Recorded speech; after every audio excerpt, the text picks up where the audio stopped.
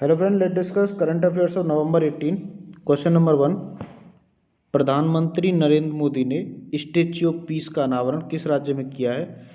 देखो, statue of peace ये आचार्य जैन आचार्य विजय वल्लभ सूरीश्वर महाराज की प्रतिमा है, जिसे स्टेच्यू ऑफ पीस बोला गया है। इनकी 151वीं बर्थ एनिवर्सरी के मौके पर 151 इंच की एक मूर्ति जो अष्ट धातु से बनी हुई है, 8 मेटल से, जिसका मेजर कंस्टिट्यूएंट कॉपर है, इसका वीडियो कॉन्फ्रेंसिंग के जरिए पीएम नरेंद्र मोदी जी द्वारा अनावरण किया गया। और ये अनावरण हुआ है विजय वल्लभ साधना केंद्र जैतपुरा पाली में। तो ये राजस्थान के पाली डिस्ट्रिक्ट में विजय वल्लभ साधना केंद्र जैतपुरा में है। और ये जैन आचार्य हैं, जैन आचार्य विजय वल्लभ सूरीश्वर महाराज, इनकी 151वीं बर्थ एनिवर्सरी के मौके पर स्टेच्यू ऑफ पीस का अनावरण किया गया।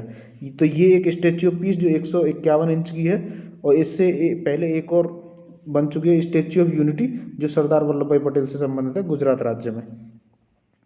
चलते हैं नेक्स्ट क्वेश्चन। नेक्स्ट क्वेश्चन है कि नीतीश कुमार ने कार्यकाल के लिए बिहार के मुख्यमंत्री के रूप में शपथ ली। तो इन्होंने क्या है ना, इस 7वीं बार ये शपथ ली है। तो बिहार के अभी ये मुख्यमंत्री बने हैं जदयू से। तो महागठबंधन ने अभी सरकार बनाई है, जिसमें नीतीश कुमार जी मुख्यमंत्री हैं, और तारकिशोर और रेणु देवी, इन दोनों को उप मुख्यमंत्री बनाया गया है। मेवालाल चौधरी को शिक्षा विभाग की जिम्मेदारी दी गई है, और विजय कुमार चौधरी को जल संसाधन, और मंगल पांडे को अन्य विभागों के साथ साथ पथ निर्माण जैसे महत्वपूर्ण विभाग की जिम्मेदारी दी गई है। तो महागठबंधन ने सरकार बनाई है। अभी चलते हैं नेक्स्ट क्वेश्चन। नेक्स्ट क्वेश्चन है कि अभ्यास मालाबार 2020 का दूसरा चरण कहाँ आयोजित किया जाएगा?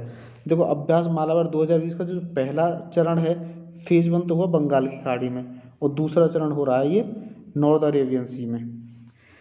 और ये मालाबार एक्सरसाइज ऐसी है जिसमें इस बार ऑस्ट्रेलिया भी शामिल हो रहा है। तो क्वेड के सारे कंट्रीज शामिल हो रहे हैं, इंडिया, जापान, ऑस्ट्रेलिया और यूएसए। जो सबसे पहले जो एक्सरसाइज हुई थी मालाबार एक्सरसाइज, वो ओरिजिनली 1992 ईस्वी में हुई थी। उस समय यह एक बाईलिटरल एक्सरसाइज थी जो इंडियन नेवी और यूएस नेवी के बीच में होती थी। लेकिन 2015 में इसमें जापान भी शामिल हो गया, इसका एज ए परमानेंट मेंबर। फिर दिस एक्सरसाइज क्वाड्रिलेटरल हो गई, क्योंकि इसमें ऑस्ट्रेलिया ने भी एज ए परमानेंट मेंबर इसमें ज्वाइन किया। 2007 में as a non permanent member Singapore ने भी ज्वाइन किया था। और लेकिन 2020 में पहली बार क्वेड के सारे मेंबर इसमें एक साथ भाग ले रहे हैं, जिसमें रॉयल ऑस्ट्रेलियन नेवी भी भाग ले रही है। तो जो मालाबार 2020 है, इसका उद्देश्य है कि enhancing maritime safety and security for free, open and inclusive Indo Pacific. और ख़ास बात यह है कि इस युद्धाभ्यास में अमेरिका का सबसे बड़ा एयरक्राफ्ट कैरियर यूएसएस निमित्त और भारत का एयरक्राफ्ट कैरियर आईएनएस विक्रमादित्य हिस्सा ले रहे हैं। इस युद्धाभ्यास में क्वेड में शामिल चारों देश संयुक्त शक्ति प्रदर्शन करेंगे। अभी चलते हैं नेक्स्ट क्वेश्चन है कि राष्ट्रीय प्रेस दिवस कब मनाया जाता है? National press day. National press day आपका 16 नवंबर को मनाया जाता है। क्यों? क्योंकि देखो, 4 जुलाई 1966 को प्रेस काउंसिल की स्थापना हुई थी, और ये जो इफेक्ट में आई थी वो 16 नवंबर 1966 से आई थी।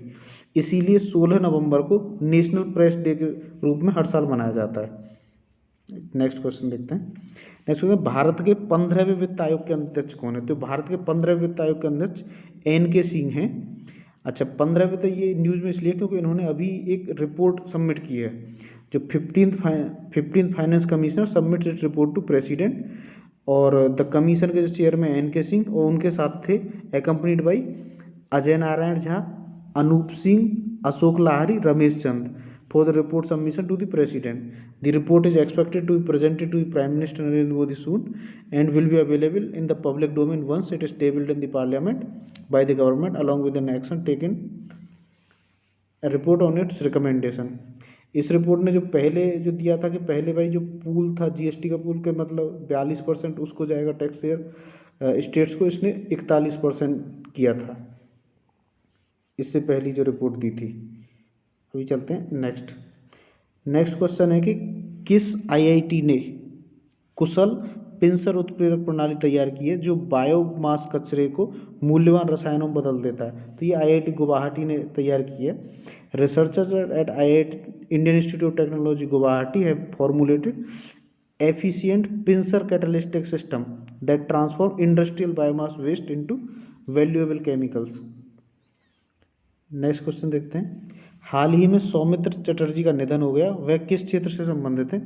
सौमित्र चटर्जी ये एक अभिनेता हैं जिन्होंने अपने फिल्मी कैरियर की शुरुआत 1959 के आसपास की थी और ये सत्यजीत रे के साथ इन्होंने फिल्मी कैरियर की स्टार्ट की थी। लगभग 14 फिल्मों में उनके साथ काम किया है और इन्हें 2012 ईस्वी में दादा साहब फाल्के अवार्ड से नवाजा गया था। 2004 में उन्हें तीसरे सर्वोच्च सम्मान पद्म भूषण से सम्मानित किया गया था और उन्हें फ्रांस के सर्वोच्च नागरिक सम्मान लीजन द ऑनर से भी सम्मानित किया गया था। इन्होंने पाथेर पांचाली में भी अभिनय किया है। नेक्स्ट क्वेश्चन देखते हैं। सहिष्णुता के लिए अंतर्राष्ट्रीय दिवस कब मनाया जाता है? इंटरनेशनल डे फॉर टॉलरेंस ये मनाया जाता है आपका 16 नवंबर को। The international day for tolerance is an annual observance day declared by UNESCO in 1995 to generate public awareness of the dangers of intolerance. It is observed on 16 November. Next question देखते हैं। और इसकी शुरुआत की थी महात्मा गांधी की 125वीं उसकी बर्थ एनिवर्सरी के अवसर पर इसकी शुरुआत यूनेस्को ने की थी। नेक्स्ट क्वेश्चन देखते हैं। झारखंड दिवस कब मनाया जाता है? झारखंड दिवस 15 नवंबर को मनाया जाता है क्योंकि 15 नवंबर 2000 को झारखंड बिहार से अलग हुआ था। झारखंड के बारे में बात करें, झारखंड की जो ऑफिशियल लैंग्वेज है वो हिंदी है और राजधानी रांची है और सब कैपिटल इनकी दुमका है और सबसे बड़ा जो शहर है वो जमशेदपुर।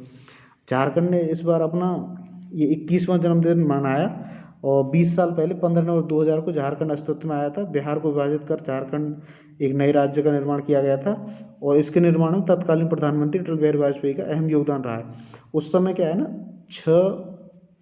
झा ये 3 छत्तीसगढ़, उत्तराखंड और झारखंड 3 राज्यों का निर्माण हुआ था। छत्तीसगढ़ का निर्माण 1 नवंबर 2000 को, उत्तराखंड का निर्माण उत्तर प्रदेश से 9 नवंबर 2000 को, झारखंड का निर्माण 15 नवंबर 2000 को हुआ था। नेक्स्ट क्वेश्चन देखते हैं। किसने कैपिटल फाउंडेशन नेशनल अवार्ड 2020 जीता है? तो जो कैपिटल फाउंडेशन नेशनल अवार्ड है ये नरेंद्र सिंह बत्रा ने जीता है।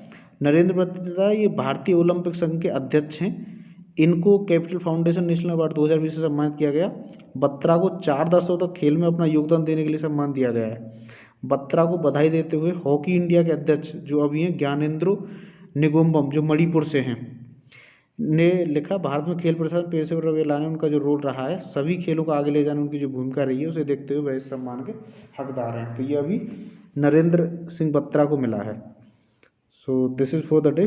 Thank you.